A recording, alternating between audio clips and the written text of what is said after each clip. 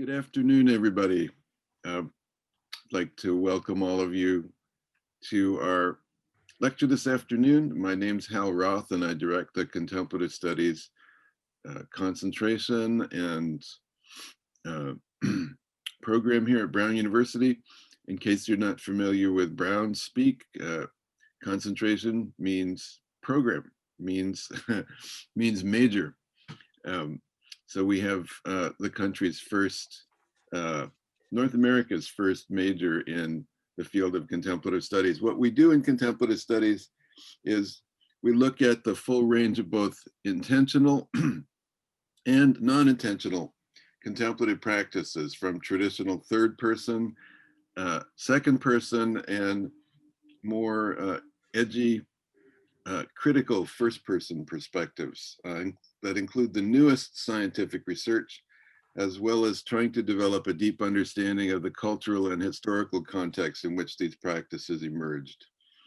In addition, we have developed methods to teach these contemplative practices in a critical classroom setting, and we feel that this leads to the development of what we call contemplative intelligence, the practical knowledge of how to do contemplative practices, along with the understanding of the various cultural, scientific, ethical, and political contexts through which these practices can be understood. This is the week that students are signing up for courses.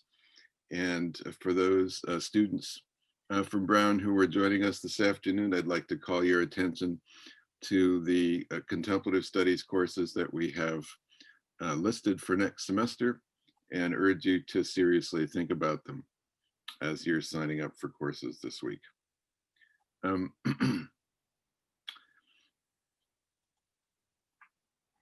We also have, over the course of the year, have had a very active program of lectures and other types of events. And let's see if I can get this to work. I want to announce that we have another one coming up in 2 weeks, and that is with Dr. Eric Garland, University of Utah Medical School, and he will give a lecture on mindfulness, something he's developed called mindfulness-oriented recovery enhancement, and its relationship to the treatment of opioid abuse. He has been working on not only the typical types of mindfulness and MBSR related practices with which we're familiar, but also working with a concept of a kind of deeper form of non-dual cognition or non-dual awareness, and figuring out ways to measure that and build that into the reward system. That's the part of his title that deals with what he calls self-transcendent meaning. I'd also like to call your attention to the fact that our guest today, Professor Chris Ives, will be lecturing at a weekend seminar at the Mount Baldy Zen Center. Please look up Mount Baldy Zen Center next month. It'll be the weekend of the 10th, 11th, 12th, and 13th of December. And he'll be talking on actually one of the topics that he's a specialist in, Hisamatsu's commentary on the foundational text of the Rinzai Zen tradition, the Rinzai Roku. Chris Ives did his bachelor's degree at Williams and his PhD at Claremont Graduate School, where he worked with the famous Zen philosopher Abe Masao. Chris did his doctoral dissertation in the area of Zen ethics called Zen Awakening and Society, as you can see here in this description. He also then did a follow-up book doing a very focused study of one very important critic of the way in which the Zen, Rinzai Zen establishment in particular, collaborated with the Japanese imperial state in the buildup to World War II. And that's in his book on Imperial Way Zen, Ichikawa Hakugen's Critique and Lingering Questions for Buddhist Ethics. he did a real service to the field of comparative philosophy in translating Nishida Kitaro, the founder of the Kyoto schools, An Inquiry into the Good. It says he co-translated it with his sensei, Abe Masao, but we all know how that works. Chris undoubtedly did most of the work. He also did a translation with Tokiwa Gishin of Hisamatsu Shinichi's Critical Sermons of the Zen Tradition, his commentary on the foundational Zen text, the Rinzai Roku. Chris has been very active in Buddhist-Christian dialogue and co-edited a book with John Cobb, one of the founders, called The Emptying God and Divine Emptiness and Historical Fullness. I first met Chris when he was translating for Joshu Sasaki Roshi at the Mount Baldy Zen Center. Chris was I think you were ABD and actually were finishing up your doctoral dissertation at Claremont, which is at the foot of Mount Baldy. And Chris would come up and translate in the Dharma talks during intensive Zen practice weeks called sashins. Translate for Sasaki Roshi. And Chris stands out as one of the best of the many translators that Sangha has gotten for Sasaki Roshi out of the probably 8 or 9 or 10,000 Dharma talks that have been recorded. Chris's work stands out. Chris's work is featured in a new collection of Sasaki Roshi's Dharma talks that I've been editing and that will be out within the next few months, called Manifesting Zen, Dharma Talks from Mount Baldy. Chris did his bachelor's at Williams and, as I said, his MA and PhD at Claremont Graduate School. And he began work for UPS, except he didn't drive brown vans. It's actually not United Parcel at all. It's University of Puget Sound. And in the late 90s, he moved to Stonehill College outside of Boston. And we're very, very happy that Chris moved out to the East Coast. We're very happy that Chris has agreed to join us today. And I want to ask you to join me in, however you can do it virtually, giving a warm round welcome for Professor Chris Ives. Well, thank you for that introduction. I want to thank Professor Hal Roth for inviting me to give this talk tonight. I also want to thank Ms. Ann Hireman Hart for handling all the logistics. I know it's not easy when we're all remote at this very demanding time. So thank you for joining with me tonight. I know it is a very chaotic and stressful time, so thank you.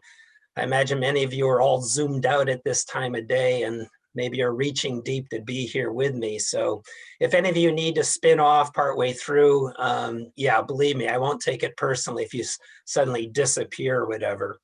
But what I'd like to do is to speak for probably about 35, 40 minutes. Because we are here virtual, I am going to use a PowerPoint, which may help us zero in on some quotations and concepts. And I think Hal will be checking the chat. I won't be checking the chat while I'm speaking. I'll just sort of blast through it. I know that's not the best way. I normally like to be more interactive, but let me do that and get it out there, and then I'll stop sharing my screen. And we should have a good, 30, 40 minutes to talk about all of this. And as you know, often it's the discussion after the talk that's much more dynamic and a lot richer and more rewarding than the talk. But anyway, let me screen share here. I have again, a PowerPoint.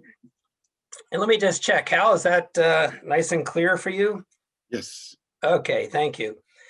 So let me just say a few things about early Buddhism and Buddhist ethics by way of contrasting what Zen comes up with several centuries down the line, actually about 1,000 years down the line after the time of the historical Buddha. And some of you may be familiar with early sort of generic Buddhist ethics, including the Dhammapada, a seminal Buddhist text. And one of the famous verses in the Dhammapada, and this may be one of the most quoted verses in all of the Buddhist canon, is refraining from all that is detrimental, attaining what is wholesome, purifying one's mind. This is the instruction of all the awakened ones. And we often see people quoting this. And in many ways, what that's getting at is the core moral psychology of early Buddhism. The first line, they're refraining from all that is detrimental.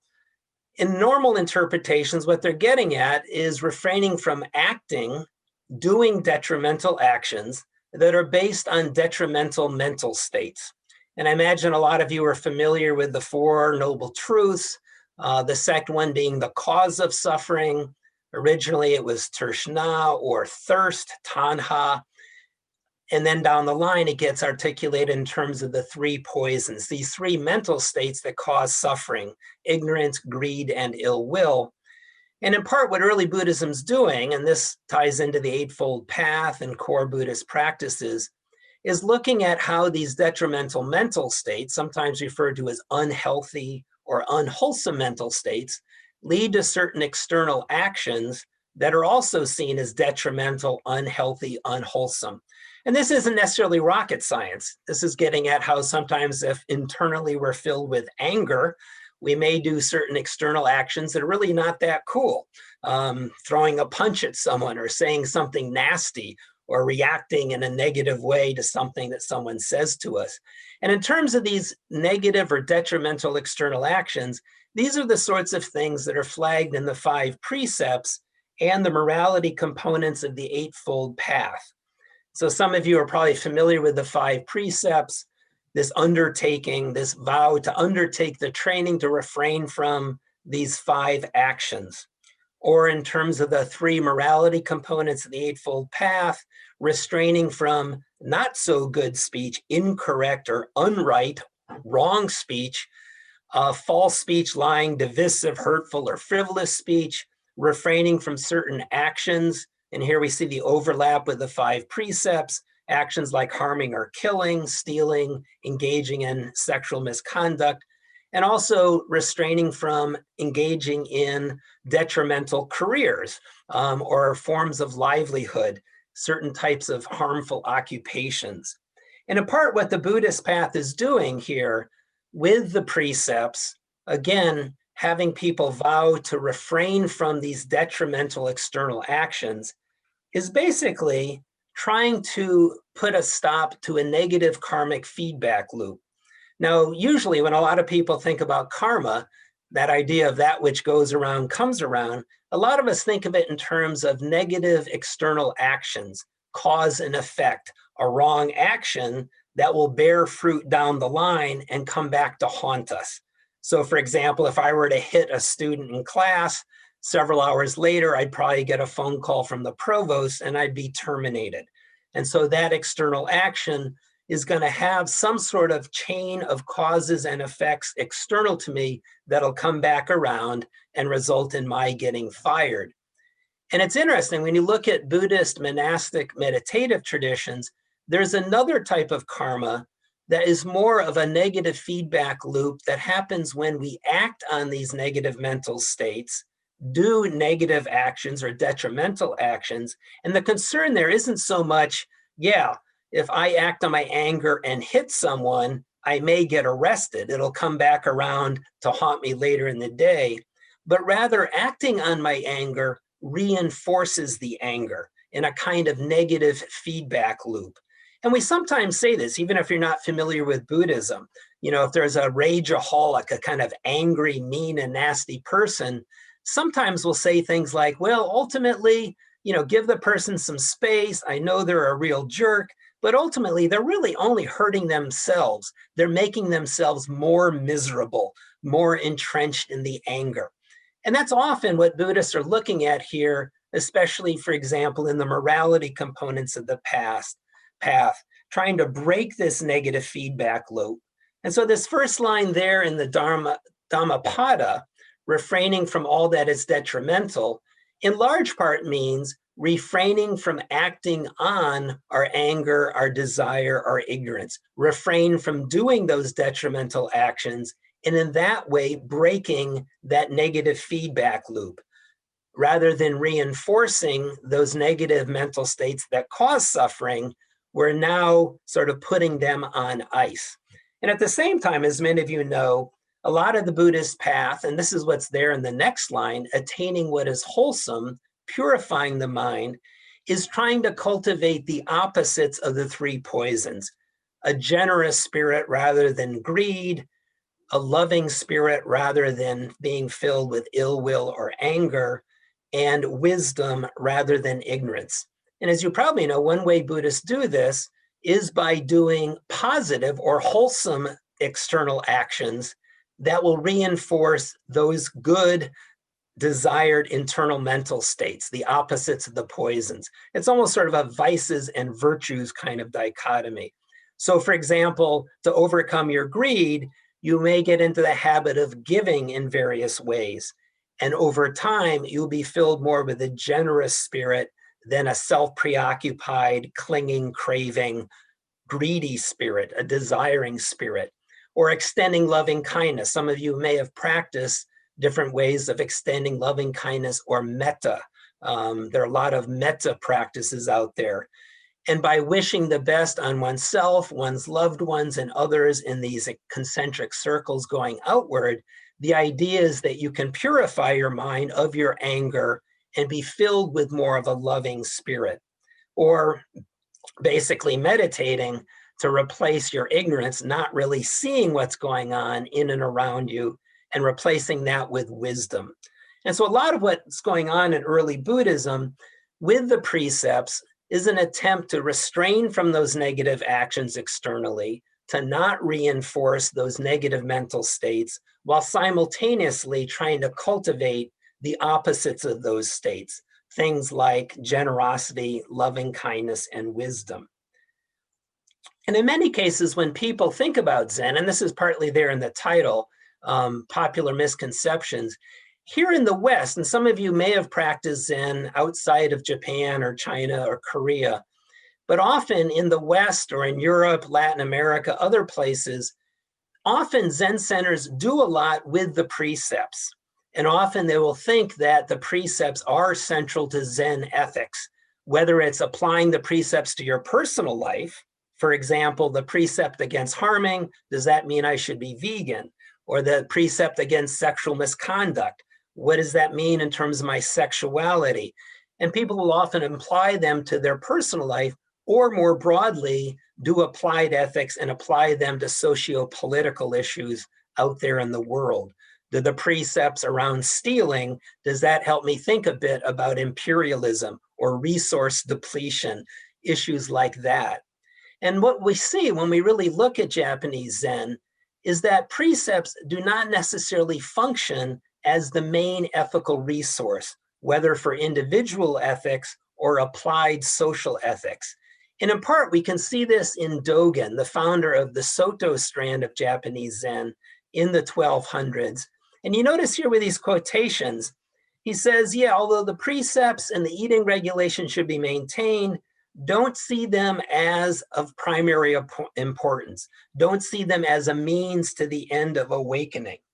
Or a little more radically, you can see here, he says, strictly obeying the precepts is simply to practice concentrated meditation.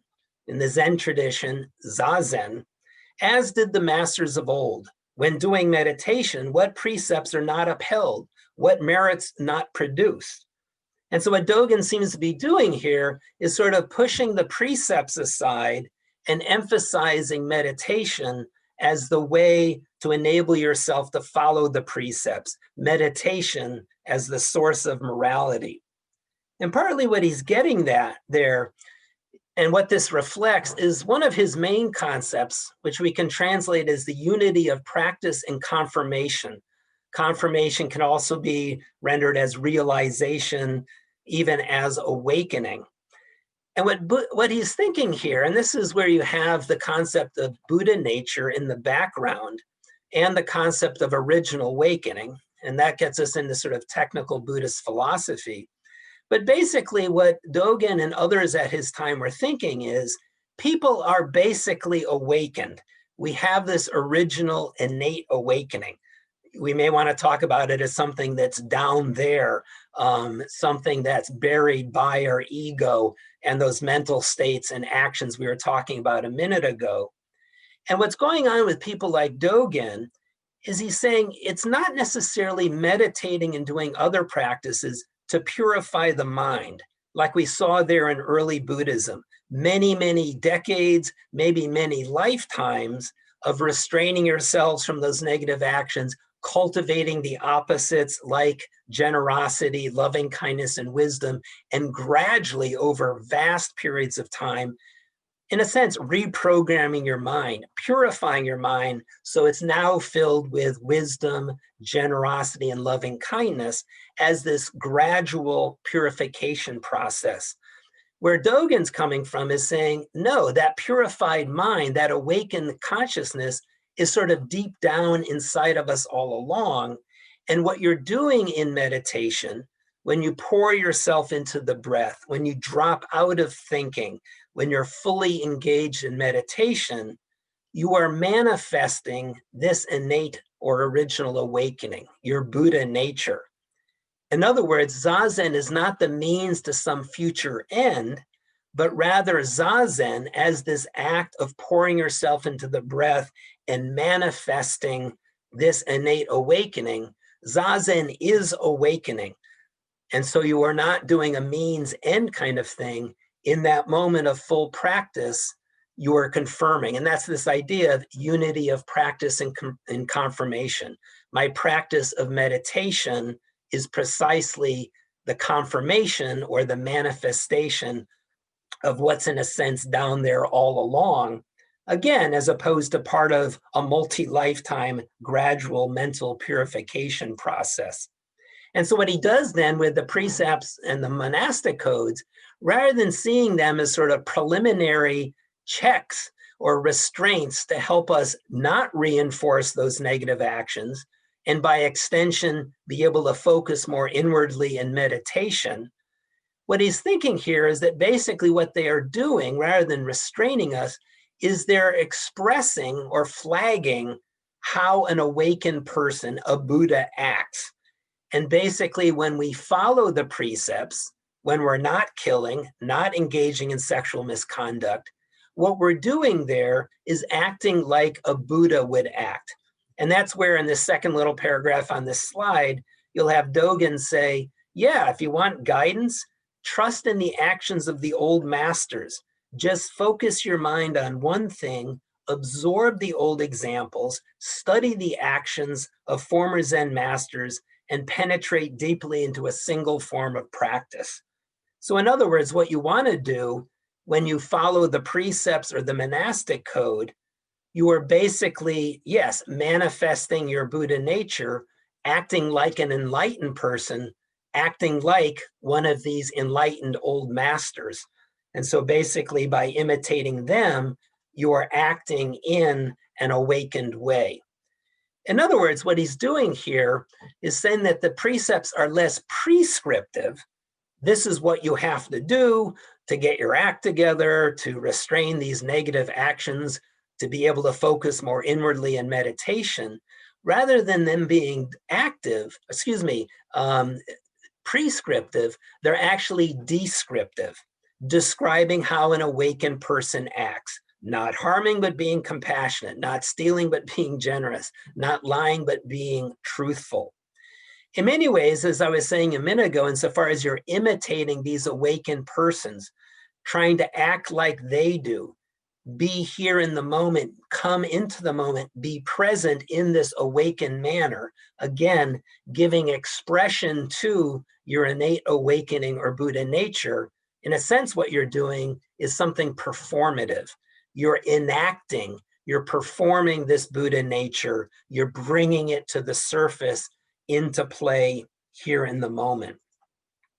And so what he's doing here is basically saying the precepts are just simply showing you or describing how an awakened person acts.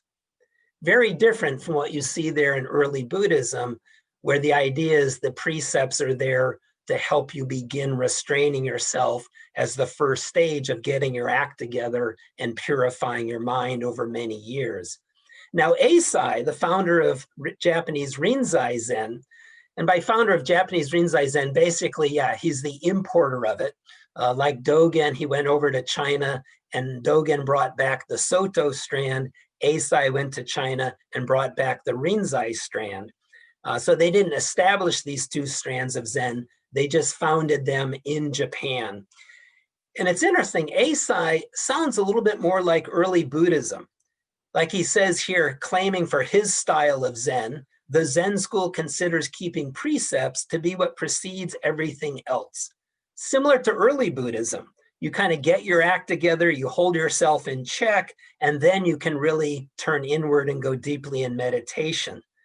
And as he's saying here in the second quotation, if you want to go deeply in meditation and attain meditative absorption or dhyana, you must depend on practicing morality.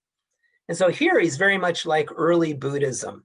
Morality is a means to an end. In this case, the end is being focused in deep meditation. If you don't follow the precepts and get your ethical act together, you're going to be outside sort of running around, running amok, sex, drugs, and rock and roll, or eat, drink, and be merry, whatever that might be, indulging the ego. And what he also says is that you must not simply receive the precepts, but protect or guard them. In other words, follow them. In the Soto strand of Zen around his time, the precepts were usually received as an ordination ritual. And as some of you may know, this still happens at a lot of Zen centers in Europe and North America and other places. And what he's saying is, rather than this being some sort of ritual step in an ordination process, you have to also follow them to protect or guard them. And this is an indication that, yeah, he doesn't see them as just something that's part of a ritual, kind of what the Soto people are doing. But in my form of Rinzai Zen, yes, they're a preliminary step on the path, and you don't just receive them when you get ordained, you also have to practice them and follow them. But interestingly, and again, this will sort of fly in the face of popular images of Zen ethics being focused on the precepts, Eisai doesn't elaborate on what exactly he means by protecting or guarding them. He doesn't get into, okay, in your personal life, this means you should be vegan, or you should only be in honest and transparent sexual relationships.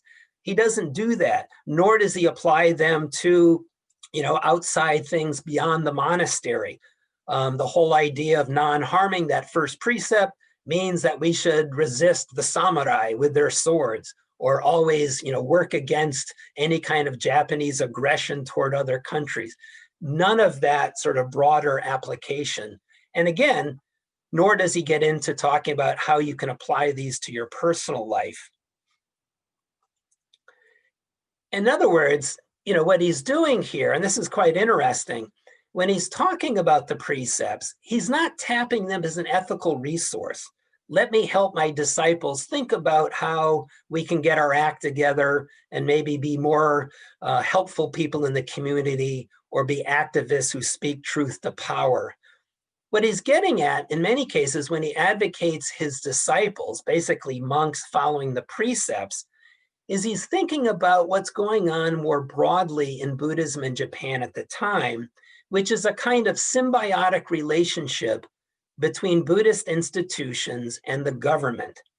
And the belief at this time, and this is something that pertains beyond Zen, is that the way the land, basically the realm of the emperor or the domain of the feudal lord, the way that area stays safe, in other words, no rebellion, and in other ways, no famine, no plague, no pandemic, is if there are Buddhist monks of upright character doing certain rituals that please certain protector gods. And this gets into the sort of amalgamation of sort of heavenly Buddhist figures and indigenous Japanese Shinto gods, or kami. But the belief was one of the roles of Buddhist institutions was to do certain rituals to protect the ruler and protect the realm, to keep the protector gods happy by basically offering up certain elaborate rituals, in some cases to placate them, in some cases to please them, in some cases to thank them. And the efficacy of these rituals, in other words, the degree to which these gods will receive these rituals and, in a sense, give us in return what we want, which is law and order and no famine, good crops, etc. The key to that is the monk who's officiating the ritual being of upright character. And this was one of Eisai's main concerns about following the precepts, the monastic codes, being a very disciplined Buddhist monk, was the belief that only such a person can do those rituals in a way that will please the gods, and by extension, have the gods grant favors on the entire country and the entire land and keep it safe and healthy. And this is something we see, we'll get back to this in a minute, throughout the history of Zen. But even though Eisai, as we saw a minute ago, the founder of Rinzai Zen in Japan, talked a little bit more like early Buddhism. Following the precepts is an initial first step. You have to restrain yourself, and only then can you proceed to depths of meditation. Again, very unlike Dögen's idea. But interestingly, a lot of the Rinzai figures after Eisai kind of go back to talking similarly to Dögen over there in the other strand of Zen, the Soto strand. So for example, Hakuin, one of the most famous Rinzai masters, here's a quotation: observing the precepts, repentance and giving, the countless good deeds, basically morality, and the way of right living all come from Zazen. Thus, one true samadhi, one true deep meditative state extinguishes evils. It purifies karma, dissolving obstructions.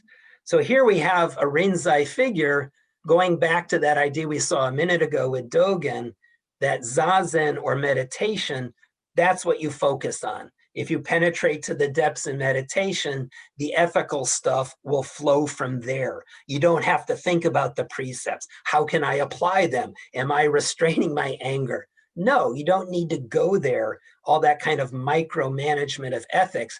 Just sit Zazen, and that will handle the ethical figure. And we see this right down to the present. Professor Roth earlier was talking about a fellow who was a mentor of mine when I was out of college living and teaching English and practicing Zen in Japan.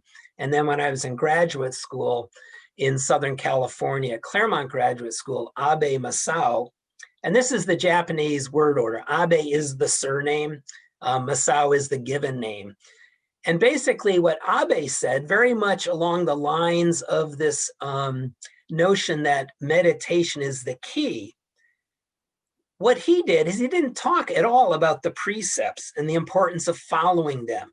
He rarely talked about the Eightfold Path and those three morality components we saw earlier. Like Dögen and Hakuin and other Zen figures, he basically said that if you meditate and penetrate to the depths of meditation and have some kind of awakening or satori experience through your meditation and perhaps your work with koans, you awaken to non-substantiality, otherwise known as emptiness. And that basically, in that awakening to emptiness, that automatically equips you with wisdom and compassion. As some of you may know, these are the two positive mental states or attributes of the Bodhisattva, the sort of great saintly figure in the Mahayana strand of Buddhism.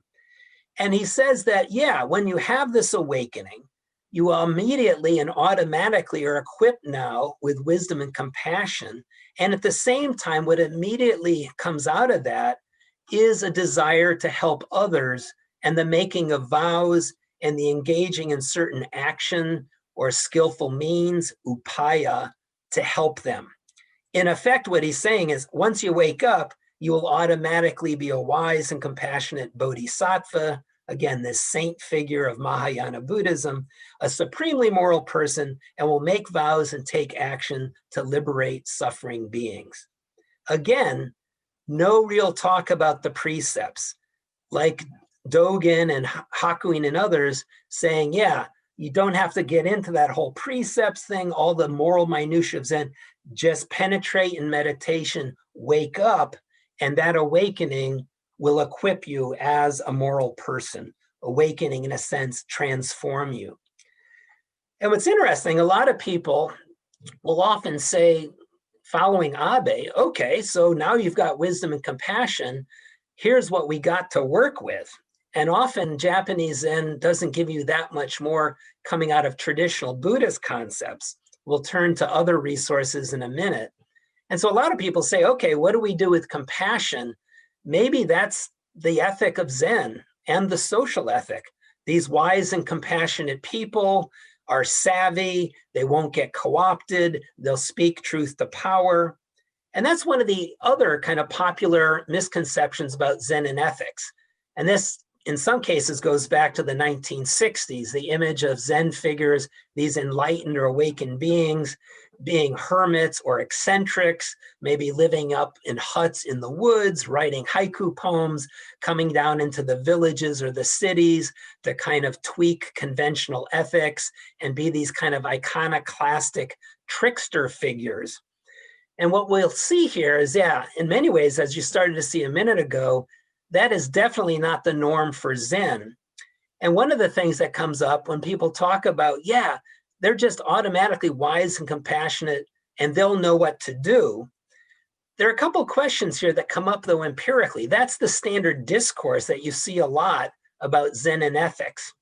But one question is compassion actually something that is attained through Zazen and awakening, or maybe there are multiple awakenings, different types of experience, or maybe there are other ways that compassion is cultivated in Zen monastic life, the liturgy, the iconography, the chanting.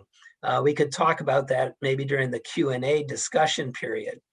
The other thing that's tricky about putting all your eggs in the wisdom and compassion basket as the real crux of Zen ethics is that the Buddhist tradition, especially the Mahayana branch, has a lot of texts that talk about compassionate violence.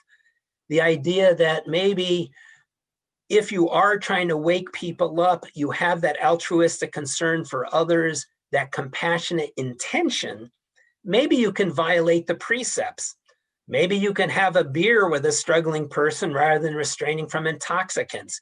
Maybe you can tell a white lie to liberate someone from their entanglement and suffering.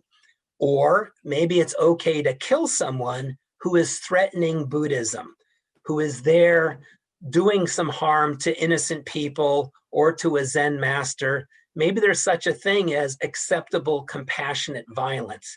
And so this whole idea of compassion, in some cases, seems to be a religious, not a moral category. Religious in the sense of compassion's all about waking people up, even if it is, at certain moments, doing immoral things. Those of you who may be familiar with the Western philosopher Kierkegaard, he talked about the teleological suspension of the ethical.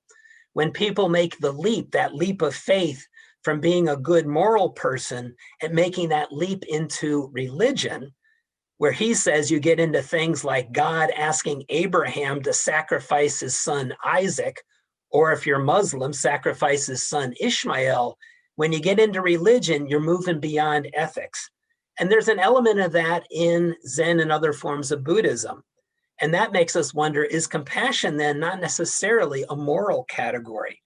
Maybe it's all about waking people up, even if you have to violate precepts, violate morality in the process. The other thing about compassion, and I'll just move on here, is that in many cases, there's little specificity. Some of you may be familiar with the sort of ethical system in Christianity. Sometimes you'll hear them talk about, theological virtues like faith, hope, and charity.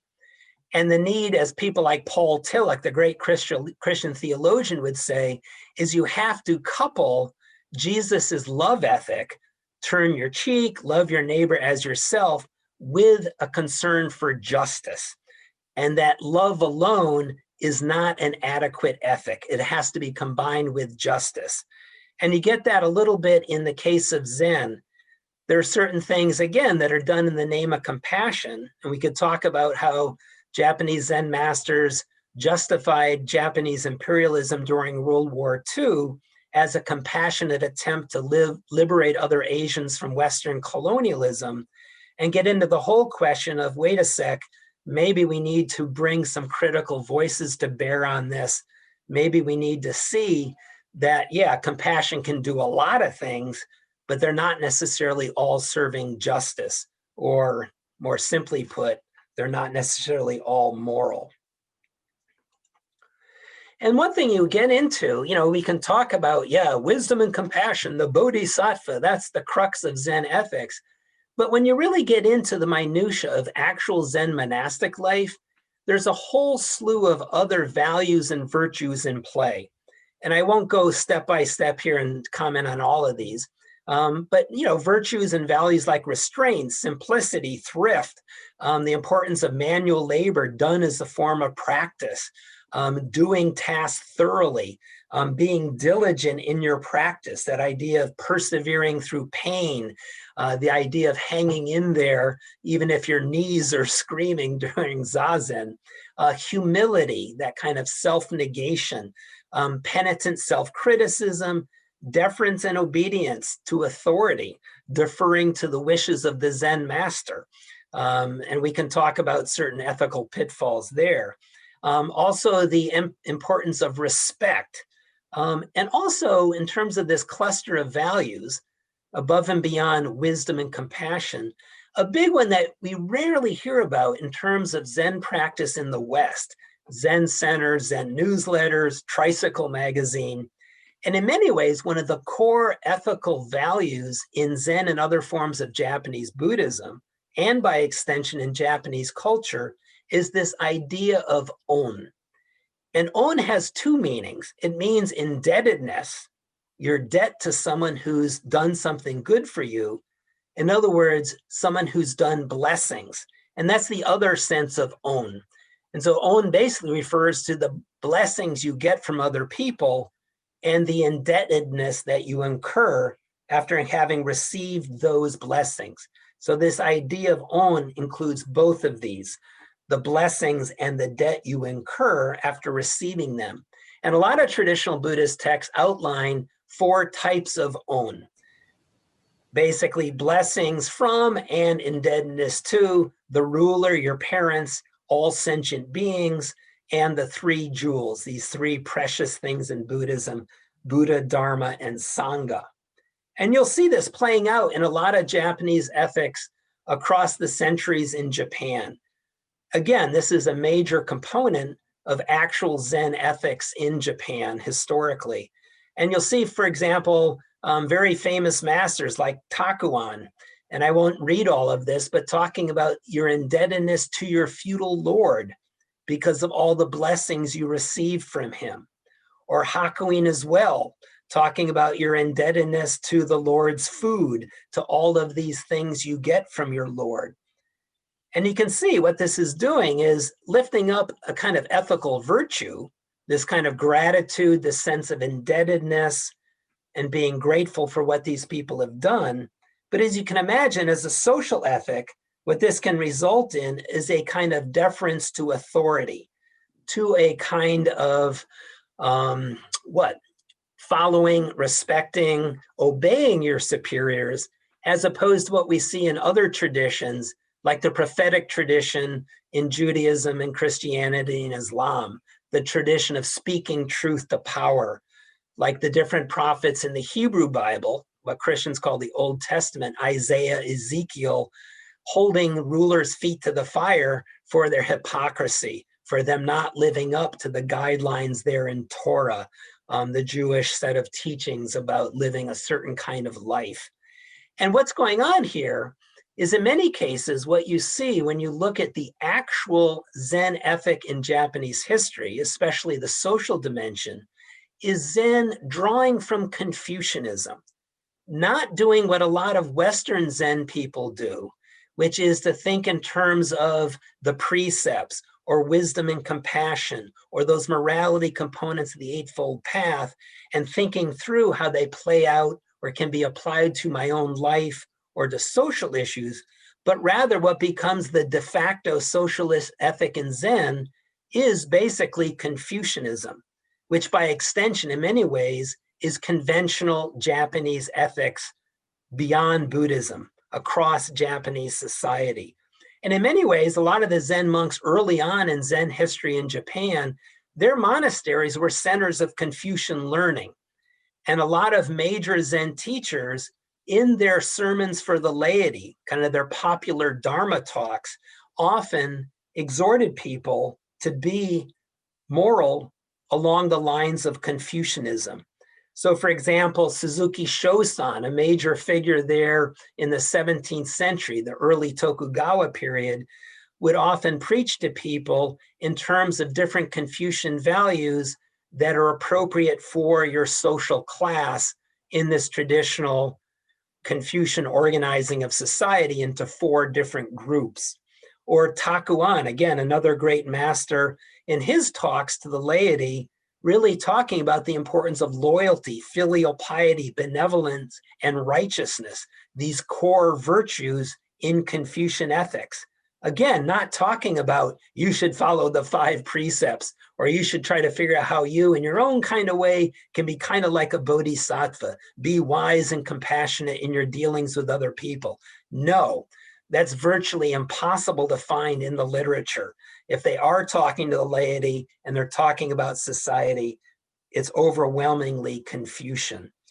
And partly what's going on here, and this gets back to Eisai. You recall earlier I was saying that one reason the monks should follow the precepts is so they can be morally upright, which means their rituals will be more efficacious, will be more pleasing to those protector gods who will protect the society, including the Buddhist monastic institutions. And this is part of a larger symbiosis between Buddhist institutions and people in power, whether it's the emperor, a feudal government, the shogun, and this continues right up until the modern period. The oligarchs in the Meiji period in the late 19th century, and militarists in the first half of the 20th century. And you get a lot of expressions, and again, this goes beyond Zen, about how, in many ways, the Buddha's law, or the Dharma, the teachings of Buddhism, and the emperor's law, the law of the land, are working together as 2 sides of the same coin. And this is where you get, for example, during World War II, this expression of Buddhism that protects the realm, or as other people have said, useful Buddhism. This is Buddhism wanting to be helpful, supporting the status quo, as opposed to that popular image of Zen and other types of Buddhists being these iconoclastic tricksters who are, anything but co-opted, who've broken free of any kind of traditional socialization. And that's the image you got, as many of you know, in the 1960s, the kind of hippie Zen, what you see expressed by some of the beats like Ginsberg, by Alan Watts and other writers, is that, Zen is this kind of hippie, you drop out, you kind of tweak your nose at the straight society, you're the last people who are, succumbing to conventional ethics or are co-opted or socialized. But in fact, if you look at Japanese history, mainline Zen is anything but that. Compared to all the other denominations in Japan, Japanese Zen, you might say, is the most conservative form of Buddhism in Japanese history. Conservative, again, in the sense of working symbiotically in very tight collaboration and cooperation with the ruling powers. Basically, they're supporting the status quo. And again, this is something that, goes back to Eisai. Like I say here in the second paragraph, there is this kind of quid pro quo.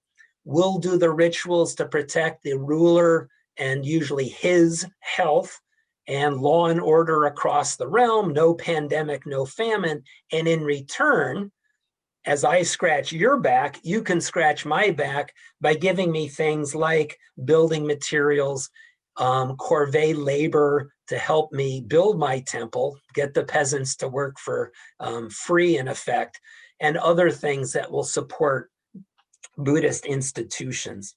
And this continues right up through World War II.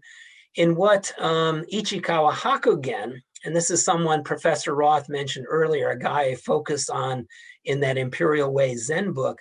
What he says is one of the reasons Zen got so involved with the Imperial Way, got so involved in Japanese imperialism and militarism during World War II, was this whole tendency to engage in what he called accommodationism. If you know Japanese, junno shugi. That's not a standard Japanese term. Junno is, but adding the shugi, the ism, onto it is this new term crafted by Ichikawa. And he goes back to the founder of Chan or Zen in China, Bodhidharma, and looks at how he talks about according with circumstances.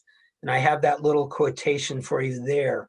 Or the great Chinese Zen master Linji, or in Japanese Rinzai, the way he puts it, merely according with circumstances, he uses up his past karma, entrusting himself to things as they come. He puts on his clothes. When he wants to walk, he walks. When he wants to sit, he sits. Again, this kind of going with the flow, rather than resisting, and speaking truth to power, the tendency is to roll with things. And this kind of mental approach, which is part of, according to Ichikawa, the Zen acquisition of peace of mind, is coupled with that institutional pattern of symbiosis with ruling powers. So institutionally, you're in this I'll scratch your back if you scratch my back approach. And spiritually, you're cultivating a way of attaining peace of mind that, according to Ichikawa, is a kind of going with the flow rather than resisting, protesting, getting arrested, engaging in revolutionary activity. The other thing that is there in the sort of conservative aspect of Japanese Zen ethics throughout Japanese history, again, something that kind of flies in the face of popular notions, is karma understood deterministically. The idea that if someone's born poor or sick or in some other challenging set of circumstances, they're just reaping the fruits of actions in a previous lifetime. And so their current situation is determined by causes in a previous lifetime. Past actions or causes result in present effects, one's lot in life. And basically what you get here are people like Hakuin Musoso Seki talking about basically our current situation as us basically reaping the fruits, getting what we deserve karmically for things we did in the past. And in a sense, the message here, as Royale Tyler, a scholar of Japanese Confucianism, puts it, is for people to know their rightful station in life. If you're born poor, well, you're just reaping the fruits of past karma. And with the Confucian overlay, you should know it's appropriate to your station in life, how peasants act versus business people versus artisans versus the samurai class, and in a sense, accept your lot in life as part of this karmic determinism.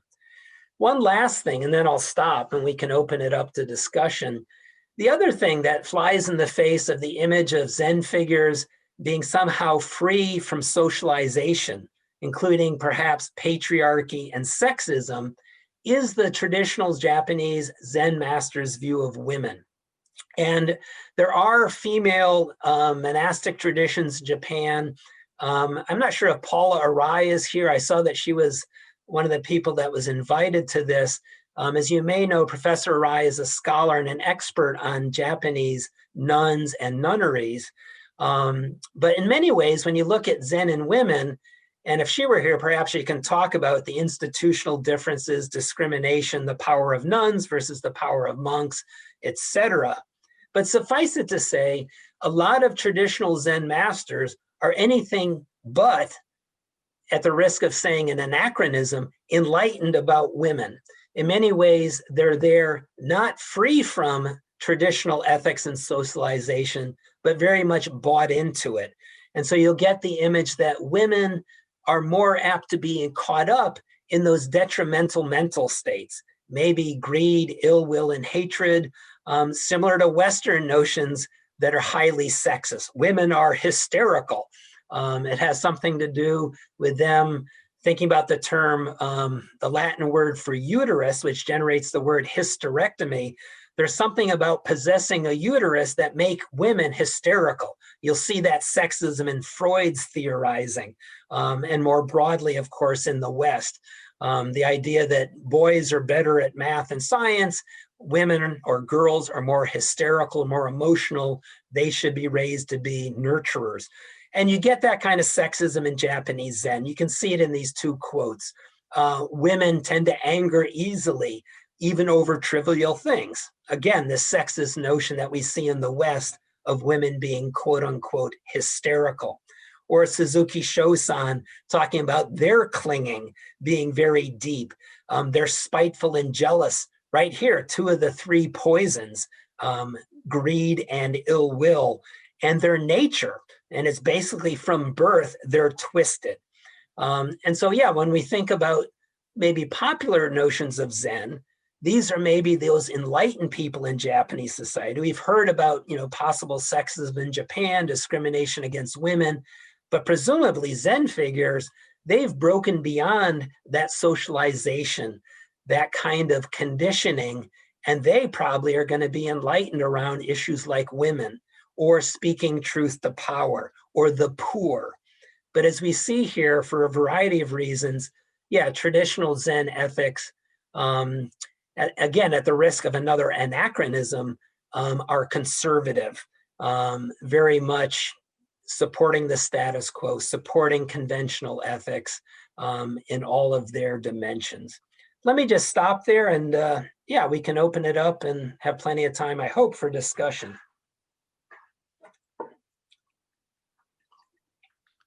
Thank you very much, Chris. We have a couple of questions in the chat to begin things. And I want to, again, welcome all of you here. The first question is from Professor Protas, and he's asking if you could speak a little bit about the environmental ethical resources that you see in the Zen tradition, especially given some of the tensions that you've mentioned here. So for example, the four gratitudes in the medieval period.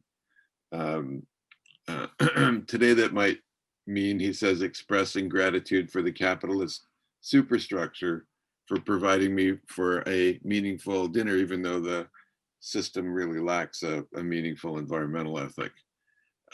Do we have resources within Zen, given your more recent interest as well in the environment and environmental ethics, to develop an environmental ethic? Yeah, it's interesting. When you think environmental ethics, in some cases, you may interpret that as, lowercase e, environmental ethics, in the sense of a personal lifestyle, living in a green manner. As some of you know, when philosophers do environmental ethics with, uppercase e's, in many ways, it gets very philosophical about certain issues about individuals and wholes and different types of value, intrinsic, instrumental, and often by extension, yeah, when you get into that sort of philosophical environmental ethics, it also gets into certain forms of structural analysis.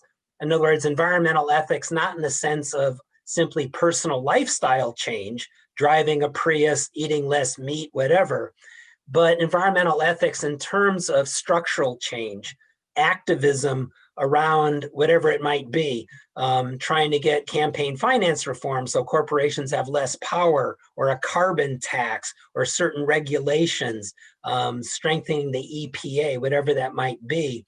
And when you look at Zen and other forms of Buddhism, and that's a great question, what you can see in many ways is, what can Zen bring to the table of environmental ethics in these several senses? What I've argued is perhaps it's stronger at the individual lifestyle level. In many ways, and I'm actually writing a book right now, more of a popular book about basically how certain resources in Zen can help us at the individual level and at the structural level. And what I argue there is, a lot of the values in Japanese monastic life, the simplicity, the closeness to the land in terms of monastic gardens, certain types of awareness, certain commitments to, as I said in one of those slides earlier, frugality and restraint, that in many ways, I think what Zen offers is a good template for a simple way of living that is spiritually fulfilling, as opposed to what some people in this society might think, oh my God, if I should restrain my consumerism or not take my kids to Disney World, somehow that kind of simple living is a state of deprivation. And so at least in terms of environmental ethics and getting people to sort of revamp their lifestyle, I think Zen offers certain pointers for a way to live in a lower impact way, a lower carbon way that is actually quite fulfilling rather than a state of deprivation. When you get to the other issue, okay, what does Zen or other forms of Buddhism bring to the table in terms of activism, environmental ethics, in terms of protesting, lobbying, getting arrested with Bill McKibben down at the White House around the Keystone Pipeline? The question there is, how much does Zen offer? And I'll stop here. I mean, other people have written, if anyone wants to sort of email me after tonight, I can send you references. Stephanie Kaza, who's done a lot about Buddhism and environmental ethics, she talks about certain resources that Zen and other forms of Buddhism may offer to activists, not necessarily guiding their activism, do this or do that, but helping people with burnout, not getting caught in an us-them binary. We're the good guys, the fossil fuel industry is thoroughly bad. That kind of binary that's, as many of you know, very contrary to what Zen's trying to push in terms of non-dualism. But yeah, in that sense, Zen doesn't necessarily bring some new mode or model of revolution or resistance to the fossil fuel industry. If anything, historically, as you pointed out there in the chat, Zen has been much more accommodating of things like Japanese capitalism. Some of you may know Brian Victoria, who's written several books, Zen at War, Zen War Stories. He has a new book on Zen terror and has written a lot about Japanese Zen involvement in World War II and violence. His first essay when he was just getting started was Japanese corporate Zen. And what he was looking at was how Zen has made itself available to corporate employee training programs, cultivating perseverance if your boss asks you to work long hours of overtime. And this ties into some things people have raised here about the whole mindfulness boom and McMindfulness and corporate usage of mindfulness in some ways in the service of technology. Google having mindfulness programs for its employees so they can hang in there when they're working 16-hour days, as opposed to Google thinking about more just conditions in the workplace. But I'll get off my soapbox and stop there. Thanks, Chris.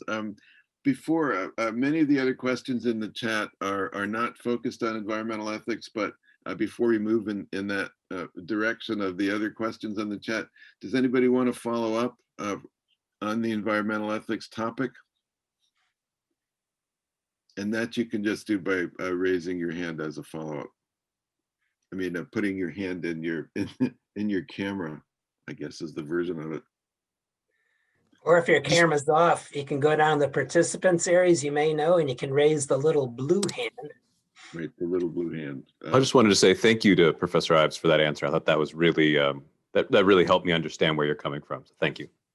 And I see in the chat, and I see here that Paula is with us. So maybe at some point, Professor Arai will jump in about Zen and women in Japan. So that's, I'd like to actually turn to Professor Arai from Louisiana State University, the kind of North American expert on Soto Zen women's practice. So would you like to say, and it looks like you have to leave pretty soon. So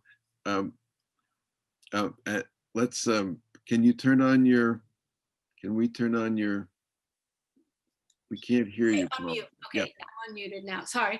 Yes. Well, thank you, Chris. I loved your presentation, and I'll just take a couple minutes, not a couple minutes, a couple words to mention something about from the women's perspective. What you say about from the men's perspective rings true. from my research, but the women's perspective, most of them have not internalized the male view of women.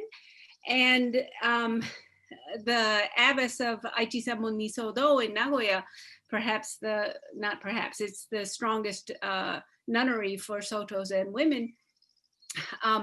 She kind of has a twinkle in her eye as she's talking about how she does see all these very powerful male monastics who, you know, have not dissolved their ego yet, that they are just boys that came out of their mother's wombs, and they're kind of still there. They're still like, gotta prove that I am strong and I am important, because they need to prove to their mothers. And that's the way she characterizes it, that they still are working with that. And so she trains her nuns not to look down at the men for being, many of them, in that place, but to just see, you know, we've all got issues. And when I asked her once, was the reason the Soto Zen nuns made such big strides in the 20th century institutionally in terms of egalitarian regulations, was that because of influence from Western feminism? She like literally laughed in my face. Like, why would we need to go to Western women? And then she begins by pointing out, you know, their recognized history. The first ordained Buddhists in Japan are women, and that there have been a continuous stream of women from the beginning. And she very much interprets Dogen's teachings as being affirmative towards women, that there are other scholars and there are other texts and they all have different interpretations, but the nuns themselves, the Soto Zen nuns themselves, do not see that Dogen changed his mind, because that would turn him into an inconsistent and just as a person without integrity, inconsistent philosopher and someone without integrity, and they could not abide by that. Okay, I'll just stop there.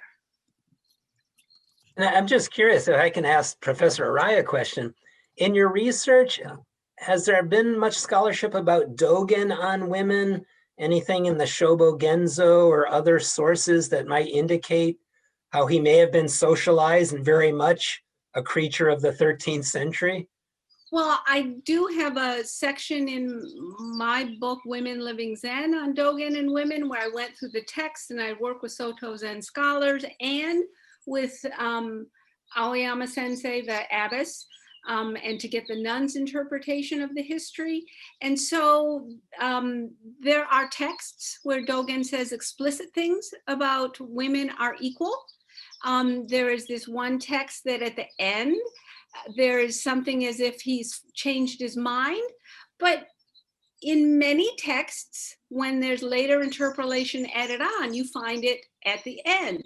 And the entire text is all building an argument about non-dualism and women. And so it just kind of doesn't make sense that an author like Dogen would have built an argument and then ended with switching his position.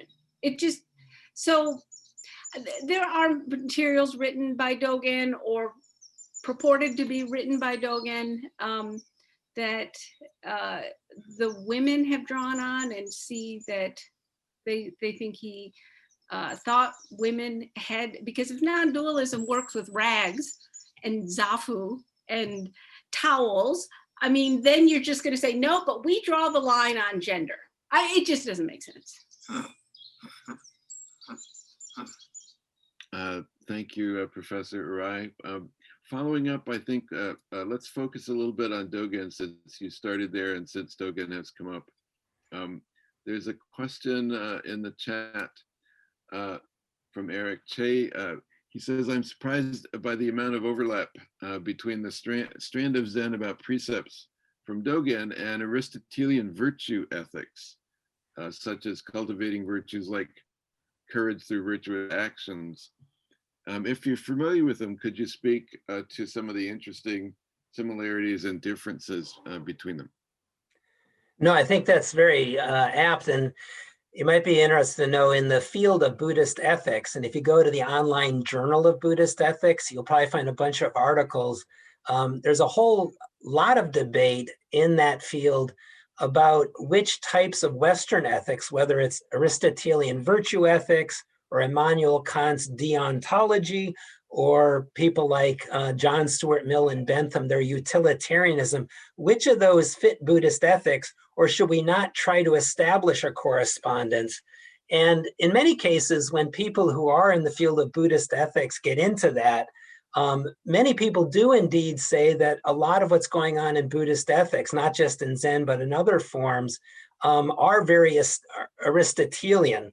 For those of you who aren't familiar with virtue ethics, what Aristotle was saying, and the questioner can probably correct me, probably knows a lot more than I do, but one way that we become ethical, and for Aristotle, a virtue, arete, basically means an excellence. And what you're trying to do is to sort of perfect yourself, being born with a certain potential or capacity, and you're trying to cultivate these excellences or virtues through repeating the doing of certain virtuous acts. So if you want to be honest, you keep making it a practice to tell the truth until ultimately telling the truth comes easily, naturally. It sort of becomes second nature. And then you've now sort of embodied that virtue. Courage, you keep doing small courageous acts until you now embody that virtue, and it is second nature as a kind of character development.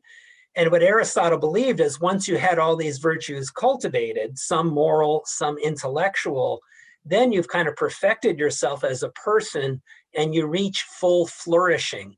Eudaimonia was his term for it, this kind of ultimate flourishing or perhaps happiness. And that's very similar to what we see going on often in Buddhist ethics. I mean, early Buddhist ethics, like we said earlier, you want to overcome the vice of ill will and cultivate the virtue of loving kindness.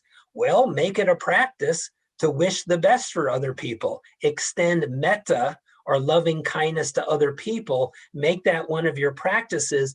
And it's believed that that will shift your consciousness and make you a person who has a more loving character. And saying and doing loving things will kind of come more naturally. Very, very similar to Aristotle's virtue ethics. And in many ways in Zen, I have scholars who are, my fellows in Zen studies. Some of you may know some of them who are very, very skeptical about not only wisdom and compassion, but also about awakening. And will actually go to the extent to say what's happening in Zen monasteries is a kind of cultivation of performance, learning not just simply how an awakened person acts, but also learning how to kind of perform awakening, as opposed to it being some great existential shift, some great, major religious experience internally. What they're saying is monastic practice is teaching you how to act like a Zen master, act like an awakened person. And it's mainly performance as opposed to some profound spiritual transformation that then secondarily manifests itself in how you interact with other people. But suffice it to say, a lot of what Dögen's saying is, do the right thing, not to restrain your mind or somehow purify the mind, but to learn how to perform or act like an awakened person, is a kind of modified virtue ethic, insofar as you're learning how to, cultivate these dispositions, these tendencies to act in a certain manner. And of course, virtue ethics is very much relevant to the early Confucian tradition, where you are learning how to be ethical by the performance of certain ritual practices that have been created to channel and demonstrate moral attitudes. And so this is maybe part of the influence of the Confucian tradition coming through Japanese society into Zen. There's a following up with another question about Soto Zen and the idea from Dögen of original enlightenment. And this is from Chang Sung Hong. He says that critical Buddhists, and he mentions two of them, Hakamaya Noriaki and Matsumoto Shiro, criticized the idea of original enlightenment and the justification of the unethical remarks of the leaders of the Soto order. Could you comment on this? And I don't know to what that's referring, but perhaps you do, Chris? Yeah, I do. What the question is referring to is critical Buddhism, in Japanese, Hihan Bukkyo. And it was started especially by two Soto scholars at Komazawa University, which is the main Soto Zen university in Japan. And what they're saying is they're trying to get back to, in a sense, original Buddhism, original interpretations of dependent arising, dependent origination, what Thich Nhat Hanh refers to as interbeing. Some of you may be familiar with that, this idea of interconnectedness, and getting back to certain earlier Buddhist teachings as kind of authentic Buddhism. And the critical Buddhism thing is, yeah, as the questioner is saying, they're critical of certain constructs that they see as slipping back into certain types of Hindu philosophy from which the Buddha ostensibly broke 2,500 years ago, especially the Hindu notion of the soul or Atman. And as many of you know, one of the core Buddhist teachings is the doctrine of, no soul, an-Atman. And what they're saying is this whole idea of Buddha nature or original nature, original awakening. And the they here, again, is these two Soto Zen scholars in Japan. What they're saying is this doctrine of original awakening, that deep down we have this awakened mind. We're all innately, inherently awakened. What they're saying is that smacks a little bit of the Hindu idea that deep down we all have an Atman or a soul. And what they're saying is that idea that deep down we all got it plays itself out sociopolitically in certain ways that Zen and other ideologues in Japan have justified the status quo. And one way that's happened, and this is one thing these two critical Buddhist figures are zeroing in on, is simply put, the idea that a lot of Zen people kind of want to have it both ways. They want to say, oh, no, all people are equal. I'm not someone who's into discrimination or different, whether it's sexist or other types of binaries that have men superior to women. No, we're all equal at that deep religious level of having original awakening or Buddha nature, even though at the social level, we have distinctions and discriminations. And what some of these critical Buddhists are saying is a lot of Buddhist philosophers and Zen thinkers in Japan have sort of turned the other way and not worried about differences, discrimination in society, whether it's between social classes, men and women, other types of distinctions and discrimination, because they say, yeah, don't worry so much about that. You should focus on going vertically, not what's happening horizontally in society, vertically in the spiritual sense of going deep in yourself and find that original awakening, which is something we all share. And so they say, yeah, the way people deploy this idea of original awakening not only smacks of a soul inside of ourselves, but it also serves as this rhetorical device to say, yeah, in effect, don't worry so much about social discrimination like sexism, because at the deeper, more important religious level, there's radical equality. And this is a way to kind of, obfuscate or sort of, valorize the status quo by sort of subsuming social difference to religious equality. That's sort of a rough answer to part of their critique. Thank you very much. There's related to this, there's a short question and a longer question by Abraham Adams. And the short question I can express, but I'm going to actually call on Abraham to to ask the longer question because it's a little more more complex. So anyway, the shorter question is, what's the updated status of the critical Buddhism debate these days? I mean, is it still ongoing? Do people feel it's been resolved, et cetera, et cetera? It's faded. I'll give a short answer for a change. Yeah, it's not seen as the hot cutting edge thing like it was back in the 1980s. It's quieted down. And there's been pushback too about whether this, original awakening is necessarily some sort of essentialist, unchanging essence or soul like the Hindu Atman. There's been a lot of parsing of texts and a lot of debate. And there's a lot of pushback saying, just like you'll see in a lot of religions, and some people call it the originary fallacy, where people say, back in the origins, in the beginning of religion, then we had pure Christianity or pure Judaism, pure Buddhism, and everything since then is some sort of adulterated, degraded teaching.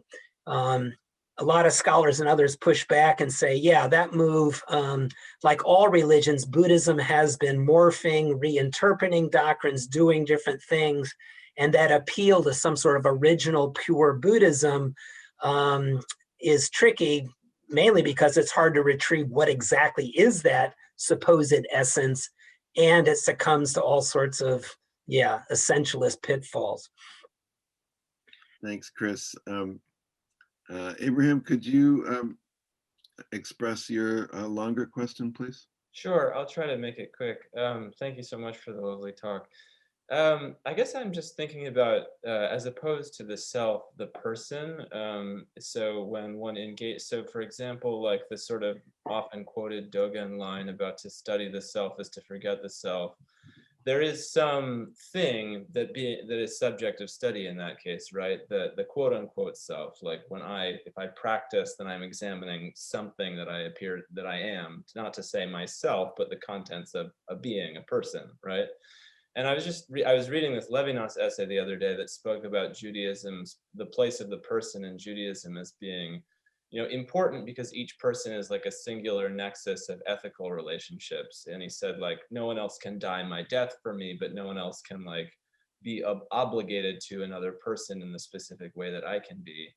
And I guess, so just the place of the person as a thing in general, but also I was, curious about like, in the U.S., like the practice of Zen practice in Zen temples, it has always kind of reminded me of Protestant churches of my youth in various ways. This sort of like tendency toward like a kind of, at worst, kind of like a kind of squishy humanist storytelling vibe.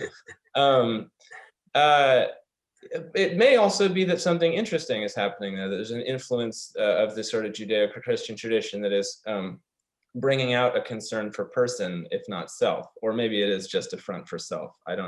If that is a comprehensible question, I know it's a little long-winded, but. Yeah, this may not speak to the first part in terms of what is that self that Dögen asks us to forget. But it's interesting, you bring in Levinas and his whole idea of alterity and otherness and relationality.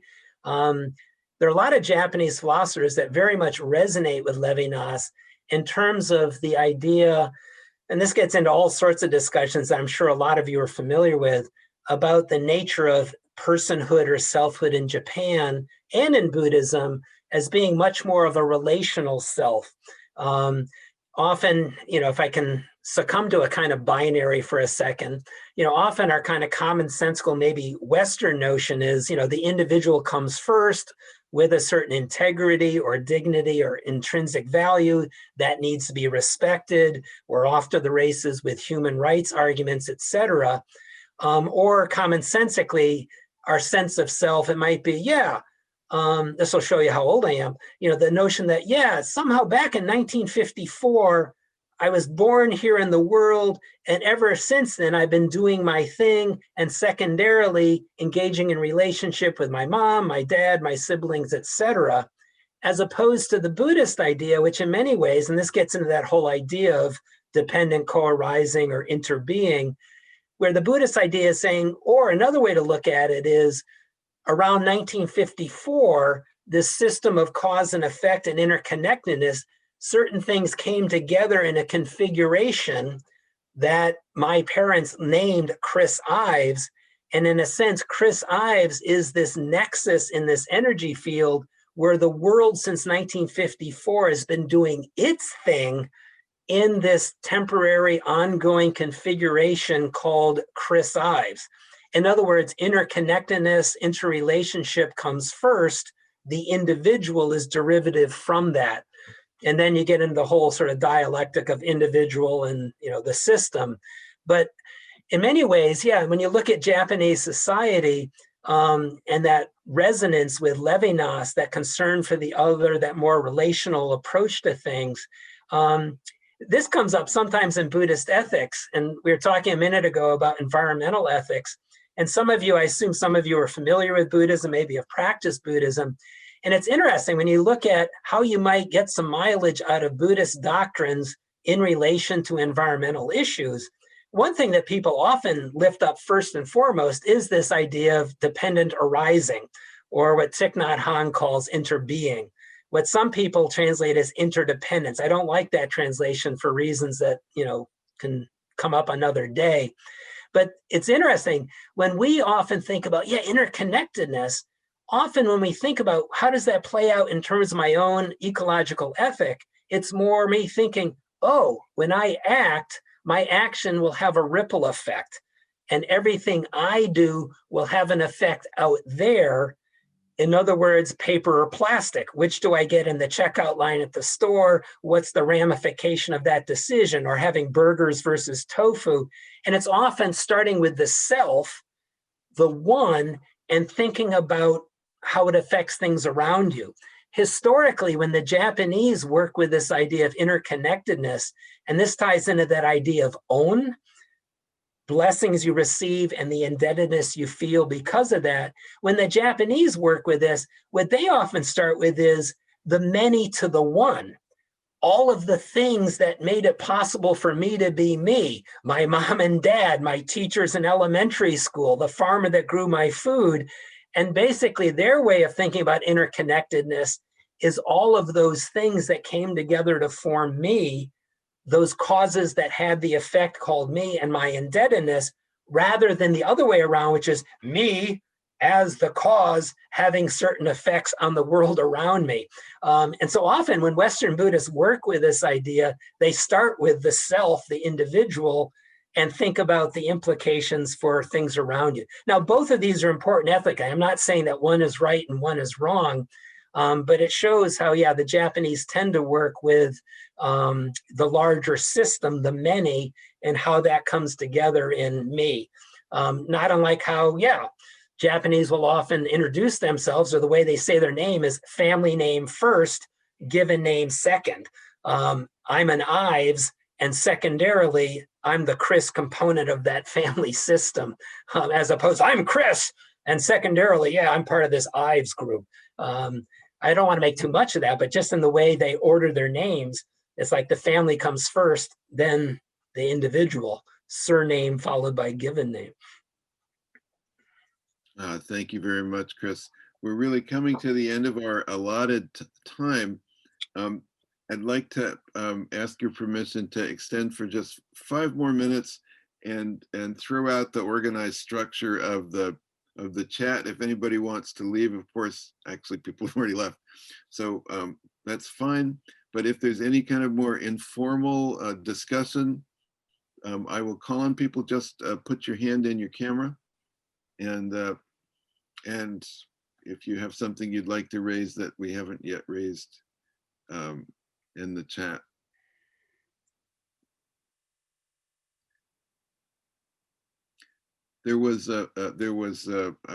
I should allow time and space for a little bit of silence here. So.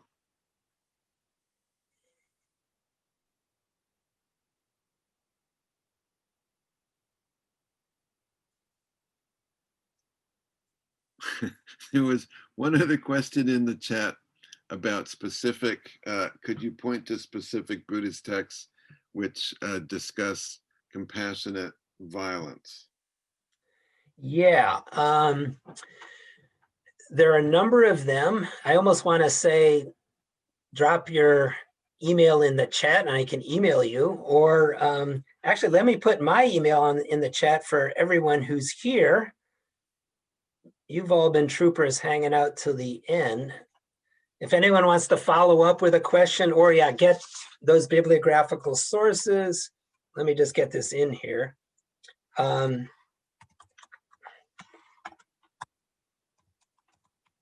want to plug my book, but there is one part of my Imperial Way Zen book where I do discuss some of these texts where you have justifiable violence. Yeah, I mean, you'll see it in one or two of the wisdom sutras. You'll see it. There is a sutra on skillful means that has one of these anecdotes about justifiable violence. There are a couple of others, but my email's there in the chat. If you just want to email me, I can cut and paste out of the manuscript for that book and just send you a couple sources. Thanks, Chris. And I should have also mentioned your Zen on the Trail book, Hiking is Pilgrimage, which was published maybe 2 years ago and is available both in print and on Kindle. So download a copy or purchase a copy soon if you have any interest in. It's kind of Chris is a real outdoors person and spends a lot of time hiking. And this is hiking in various places, including in Japan, to some very interesting places in and around Kyoto. And it's a very non-academic book. So if you expect it to be something philosophical or scholarly, you will be disappointed. But if you enjoy hiking, check it out and maybe we'll go for a hike someday and I can hear about your experiences in the woods. Thank you very much, Chris. That's really a really wonderful talk that you gave, and thanks for your generosity in responding to questions. I want to thank all of you for coming. Remind you that we have another one coming up in 2 weeks by Dr. Eric Garland from University of Utah Medical School. Please go to our website. If you just Google Contemplative Studies, you will very easily find us. And there's a lot of information on the website. And also, we will have a recording of Chris's lecture. There are lots of other recordings of past lectures on the website. I want to thank you all for coming, and particularly thank Chris. We're deeply in your debt, Chris. And thank you, Professor Roth. And again, thank you, Anne, for everything you did. And thank you, Paula, for, contributing in that way. Good to see you. Yeah. Take care, everybody. And feel free to email me. You have my email address there in the chat before you leave the session. If any of you want to have a follow-up discussion, I love it. So don't hesitate. It may take a few weeks after I get done grading papers to get back to you, but don't hesitate. We can keep the conversation going. Thanks, everybody. Thanks, Chris.